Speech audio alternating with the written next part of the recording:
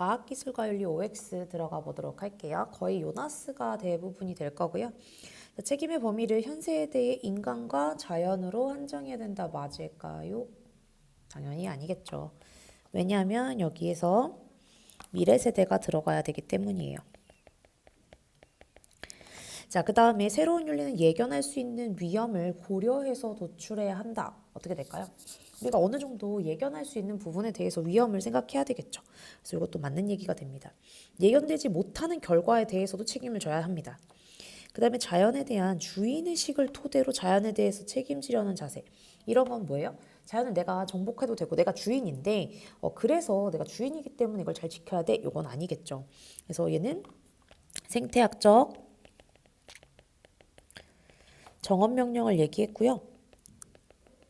또 하나로는 우선 기본적으로 생명체에 대해서는 뭘 다 갖고 있는다고 했죠? 생명체가 내재적 가치를 가지고 있지 인간이 주인이다 이런 표현을 쓰지 않았습니다.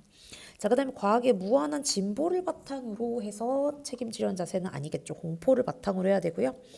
상호 책임성 아니죠. 바로 일방적인 책임이 되겠습니다. 그래서 요거 체크해 두셔야 되겠고요. 자, 요나스는 부모가 자녀에게 대해서 책임지는 것처럼 책임져야 된다. 이것이 바로 일방적 책임입니다. 여러분들이 자꾸 유교랑 헷갈릴 수 있는데요. 여기서 말하는 자녀랑 거의 신생아라고 생각하면 편하다고 했어요. 하이데거는 기술을 중립적으로 볼 때 자유로워지는 것이 아니라 어떻게 된다?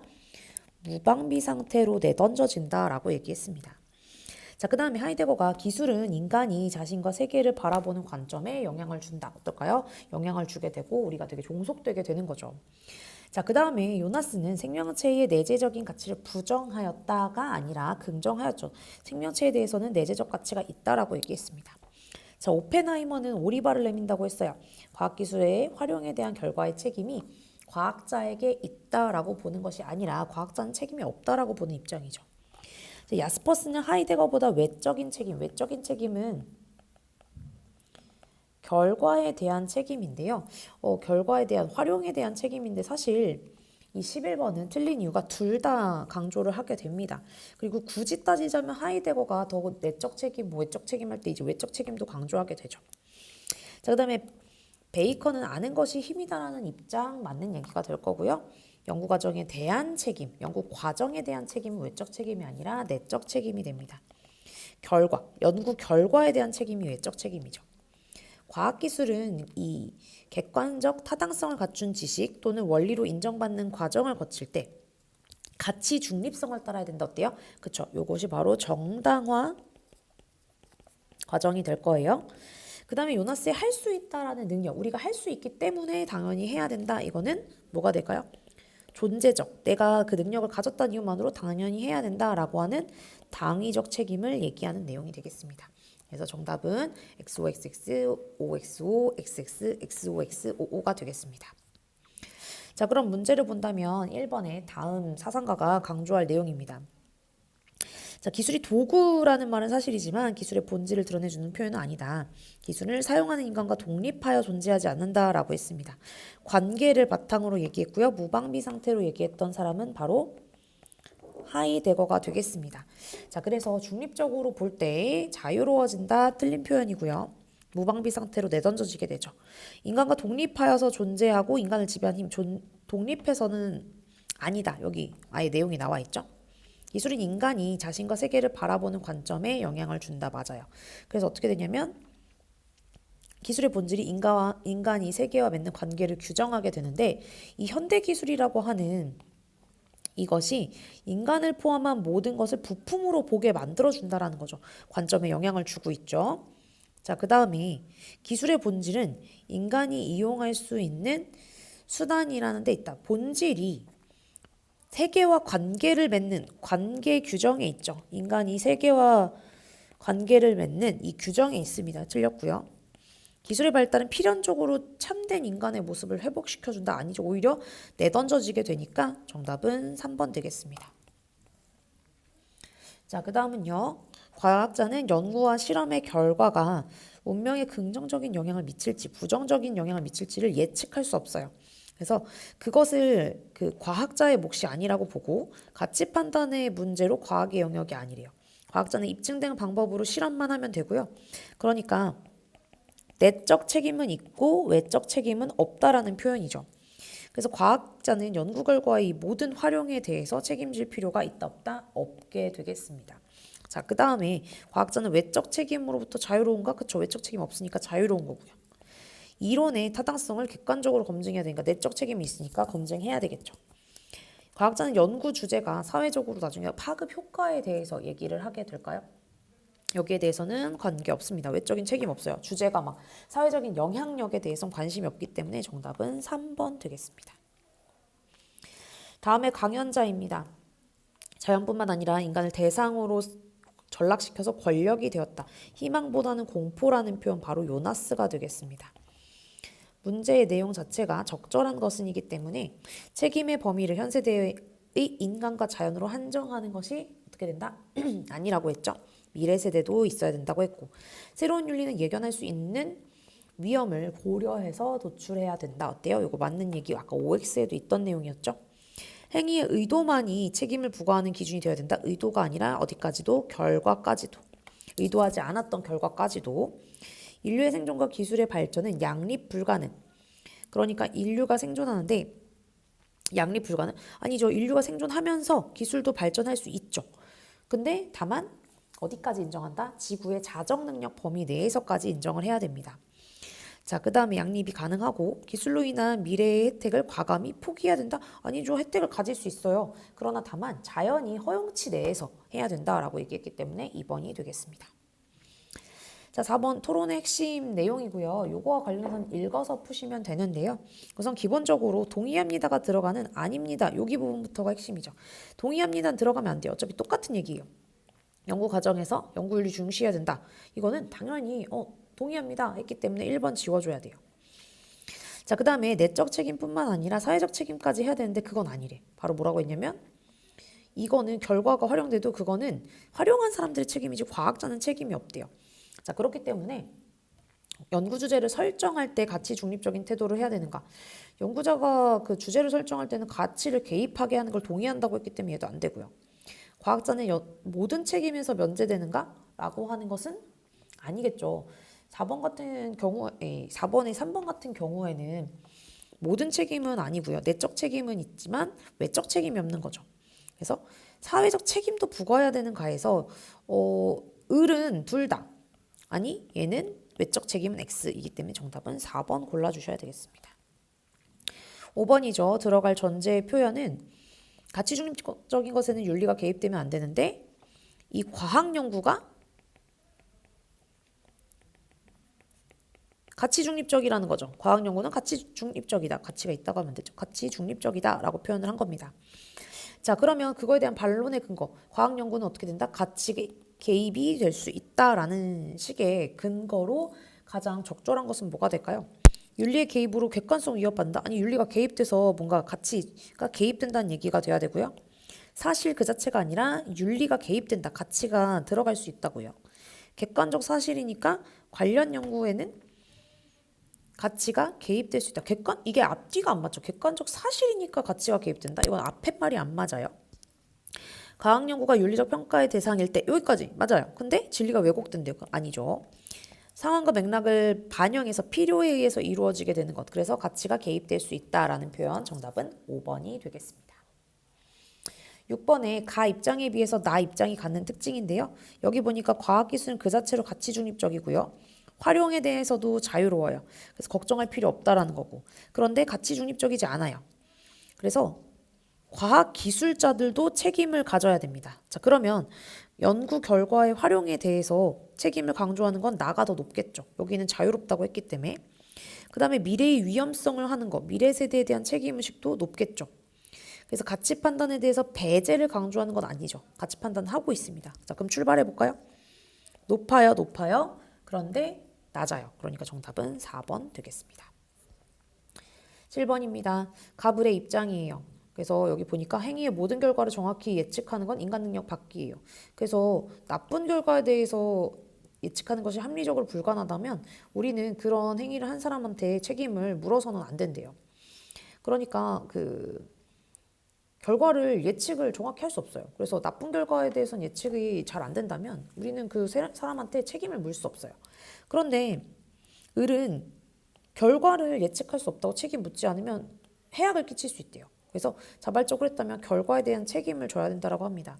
자, 그러면 갑은 결과에 대해서 책임이 없다라는 주의고 얘는 결과에 대해서 책임이 있다라는 주의예요. 자, 그럼 갑은 연구의 부작용을 예측할 수 없었기 때문에 어떻게 될까요? 책임이 없죠. 자, 전염병을 막을 의도로 진행된 연구이니까 책임이 없어요. 여기 아니죠. 그게 결과가 안 좋아도 할 수 있습니다. 사회에 악영향을 끼친 연구니까 책임을 그쵸. 내가 예견하지 못해도 질 수 있습니다. 자율적으로 진행했다. 자율성에만 초점을 두는 것은 아니었죠. 특히 을 같은 경우 내가 자율적으로 했더라도 결과에 책임져야 됩니다. 정답은 2번 골라주시면 되겠습니다. 8번이에요. 자, 과학자 같은 경우에는 자신의 연구 결과가 사회에 미친 영향을 정확하게 예측할 수 없어요. 책임은 지식을 얻어내는 게 있고 활용에 대한 책임은 사용자에게 있다. 자, 그래서 그 내적 책임은 있지만 외적 책임에 대해서는 없다는 주의고요. 그 다음에 과학자는 연구 대상의 선정부터 응용까지 가치관을 반영할 수밖에 없어요. 그래서 이거는 결과가 되겠죠? 이건 당연히 내적도 같지만 외적인 책임도 가져야 된다라는 주의입니다. 적절하지 않은 것은 자, 연구 결과 활용이 외적인 책임이죠. 자유로워야 된다. 맞아요. 연구 과정에서 도덕 규범의 제약으로부터 자, 연구 과정은요. 내적 책임을 얘기합니다. 내적 책임. 내적 책임에서 벗어나는 것은 아니죠. 정답 2번이에요. 자, 가치 판단을 토대로 주제 선정에 대해서는 연구 대상 선정, 결과 응용까지 반영된다라고 했죠. 맞고요. 응용 결과에 대해서 윤리적인 성찰해야 됩니다. 과학자는 이론을 검증할 때 주관적인 판단 배제하는 게 아니라 들어갈 수 있다. 을 같은 경우에 얘기를 했죠. 그렇기 때문에 정답 2번 골라주시면 되겠습니다. 9번입니다. 여기 같은 경우에는 잠시만요.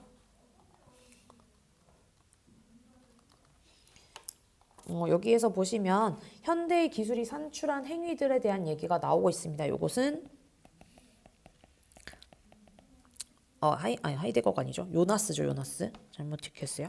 왜냐면 여기에서 전통 윤리학의 틀로서는 더 이상 파악할 수 없대요. 그래서 두 가지를 얘기하는데 하나는 기술적 힘이 발전하면서 행위의 본질이 변화됐고 그래서 윤리학에 있어서도 변화가 요청되고 있다라고 얘기합니다. 자, 변화가 요청된다. 기존의 윤리학의 변화 요청 바로 새로운 윤리학이 필요하다. 요나스에 대한 주장이 되겠습니다. 자, 그래서 보면은 인간은 호혜적 관계를 맺는 존재에 대해서는 아니죠. 일방적인 책임이 있다라고 얘기했어요. 현대 과학기술의 힘은 인간 행위의 본질을 변화시키지 못한다라고 했는데 변화했다라고 얘기가 나오죠. 그러니까 틀렸고요. 기술로 얻은 힘의 크기가 커질수록 그만큼 어떻게 될까요? 이제 더 많은 범위에 영향을 주기 때문에 책임의 범위 또한 넓어지게 됩니다. 정답은 3번 될 거예요. 자, 그 다음에 4번은 과학 기술로 인해서 비의도적인 결과는 책임질 필요 없다. 아니죠. 의도하지 않은 결과도 책임져야 된다라고 했습니다. 책임질 필요 있어요. 전통 윤리학은 미래 세대의 생존 문제를 모두 해결할 수 있다? 안 된다고 했죠. 이걸로는 부족해요. 그래서 새로운 윤리학이 요청된다라고 했어요. 정답은 3번 골라주시면 되겠습니다. 자, 10번입니다. 갑을 사상가에 대한 입장인데요. 여기 갑은 무방비 상태로 내맡겨진다. 하이데거입니다. 그 다음에 이제 을 같은 경우에는요. 자, 요거 자주 나와요. 일종의 공허한 힘이다. 기술 자체는 공허한 힘이다. 라고 해서 수단일 뿐이다. 라고 얘기했던 것은 바로 야스퍼스입니다. 자, 그런데 여기서 많이 강조됐던 거 뭐였죠? 둘 다 활용에 대한 성찰이 필요하다라고 했던 부분이었습니다.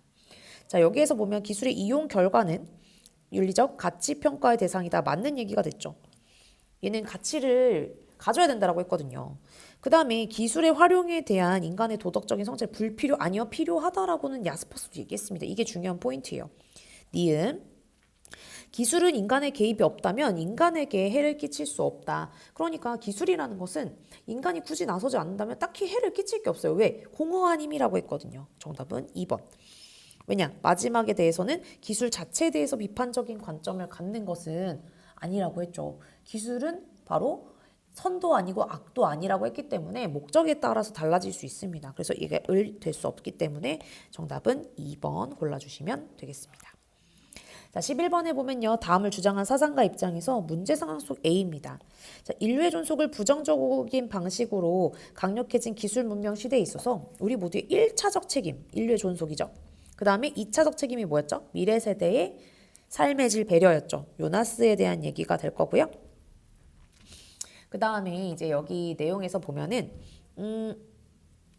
문제 상황과 그 결과에 대해서 자, 어떻게 얘기를 할 수 있을까? 핵분열을 유도할 수 있는 지식과 기술의 권위자인데 정부로부터 이게 요청을 받았어요. 핵무기 할까?